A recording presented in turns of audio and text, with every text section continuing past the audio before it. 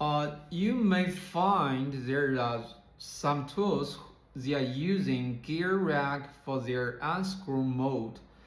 The good point is the structure is very simple and it's very easy to control the pass thread start and operation.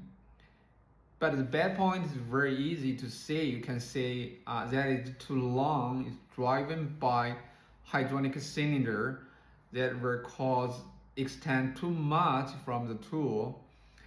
So when the gravity center is not in the center, if you want to disassemble the tool, if you want to take the cavity side, that will take some time. For the start and operation of the thread, the hydraulic motor still can control the operation. I will share my design later.